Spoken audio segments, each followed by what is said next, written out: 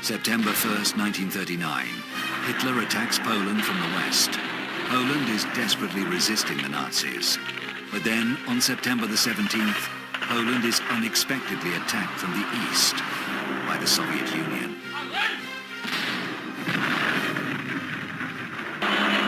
The Luftwaffe's bombers were attacking Polish cities, and the Soviet radio transmitter in Minsk guided them to their targets.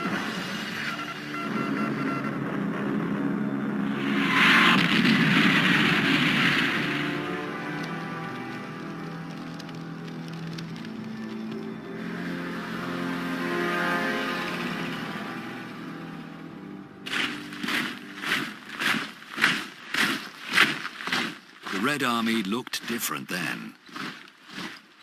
It entered the Second World War, side by side, with the SS. Local populations sometimes could not tell the difference between the two. So, to be sure, they addressed both.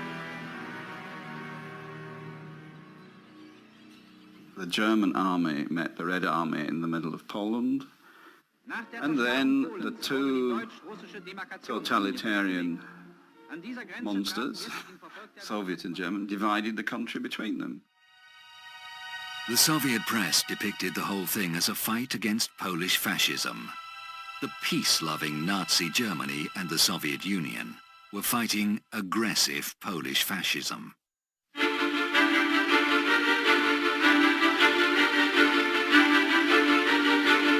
What the world did not know was that both dictators had agreed on more than Poland.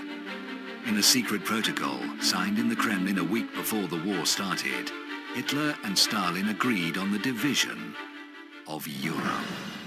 By this secret protocol, Hitler gave the green light for Stalin to occupy a number of European countries. The first on the list was Finland. When the first bomber planes came to bomb Helsinki, you know, the autumn, November 39, Finns thought that those Russian bomber planes were lost, simply that they're bombing Helsinki by accident. Again the Russian bombers zoom over Helsinki. Again a proud city is shaken by the roar of destruction. Just feel your own heart beating faster as you see the buildings falling under the impact of the bombs. The 60th anniversary of the Great Victory, an historical parade. No less historical than the first Soviet victory parade in World War II. Together with the Nazis.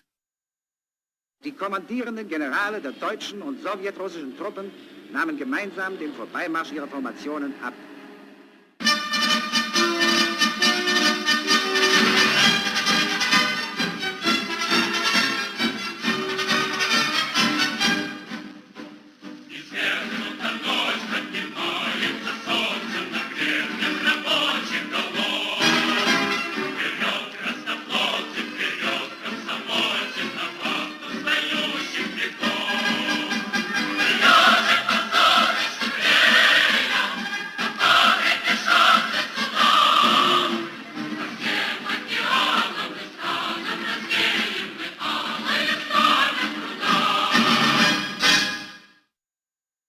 The Soviets never emphasized that they were parading under the Nazi flag.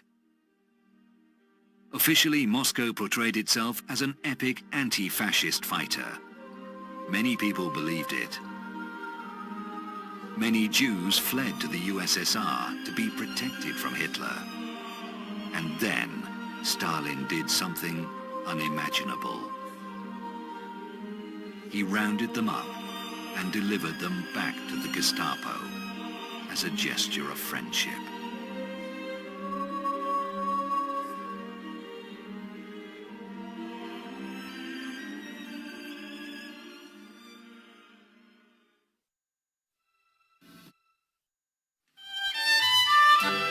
Soviet and Nazi officers were meeting and discussing the progress of the war.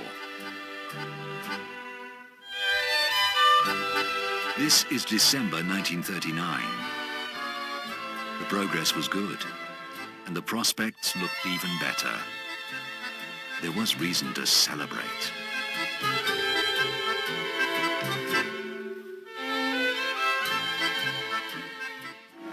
Nach den ersten russischen Getreidelieferungen trifft an den Übergang... The Soviet Union became the main supplier of resources for the Nazi war machine. Thousands of tons of oil, iron ore, construction materials. Even trainloads of Soviet grain were sent to the German army.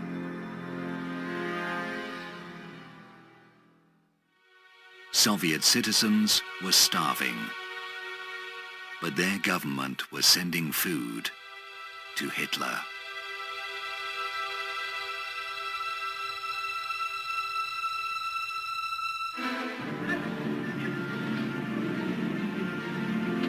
The Soviet Premier Molotov went to Berlin to discuss the post-war world order. In der neuen Reichskanzlei wurde Molotow vom Führer zu einer längeren Aussprache. He arrived with a list of territories the USSR was interested in. While Hitler and Molotov were discussing it, the other Soviet comrades enjoyed the company of Goebbels, who must have talked about the advantages of Nazism, because it was the Soviet Premier Molotov and not Goebbels who warned the West not to fight Nazi ideology. More than that, in his address to the Supreme Soviet in the Kremlin, Molotov declared that fighting Nazi ideology was actually a crime. It was published in all the largest Soviet newspapers. Later, that page will disappear from the public libraries of the USSR, along with many other pro-Nazi statements of the Soviet government.